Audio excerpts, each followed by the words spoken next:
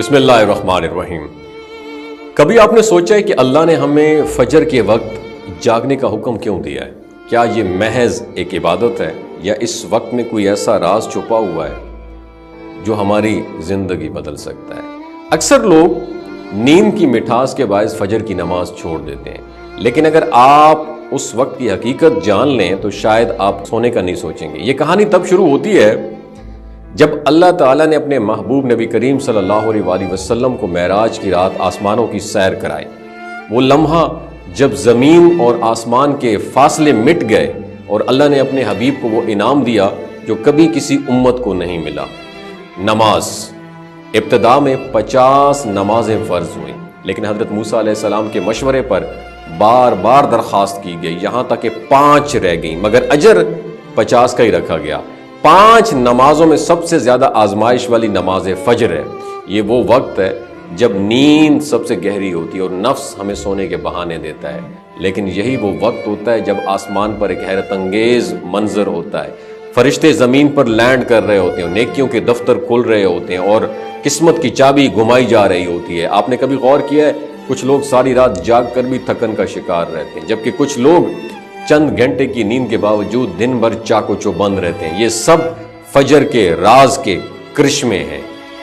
دوستو، ایک مشہور قول ہے کہ don't go back to sleep, یعنی دوبارہ مت سو جانا۔ یہ الفاظ بس یوں ہی نہیں ریپیٹ کیے گئے، صبح کی ٹھنڈی ہوا میں ایک خاص راز چھپا ہوا ہوتا ہے، ایک میسج جو صرف وہی سنتے ہیں جو بیدار ہوتے ہیں۔ نبی کریم صلی اللہ علیہ وآلہ وسلم نے فرمایا، رات اور دن کے فرشتے فجر اور عصر کے وقت اپنی ڈیوٹیز تبدیل کرتے ہیں، یعنی کہ جب وہ اللہ کے حضور جاتے ہیں تو اللہ تعالیٰ پوچھتا ہے میرے بندے کو کس حال میں چھوڑا؟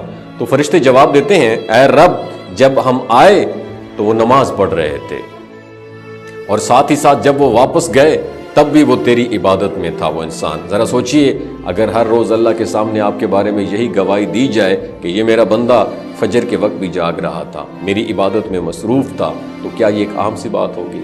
اگر آپ سائنسی پوائنٹ آف ویو سے دیکھیں تو فجر کے وقت زمین پر آکسیجن کی مقدار سب سے زیادہ ہوتی ہے، جو دن بھر توانائی دینے کے لیے بہت زیادہ ضروری ہے۔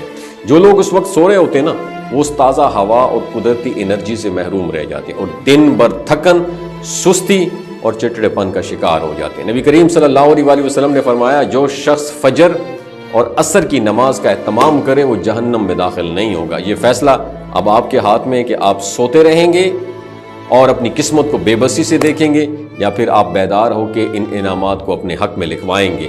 جو لوگ فجر کی طاقت کو جان لیتے ہیں ان کی زندگی میں حیرت انگیز تبدیلیاں آتی ہیں، اور وہی لوگ کامیاب ہوتے ہیں، وہی لوگ خوش رہتے ہیں، اور وہی لوگ اپنے رب کے قریب ہو جاتے ہیں۔ اب فیصلہ خود کریں گے کہ آپ اگلی فجر کو بھی ضائع کر دیں گے یا اپنی نئی زندگی کا آغاز کر دیں گے۔ اپنا بہت خیال رکھیے گا۔ اللہ حافظ۔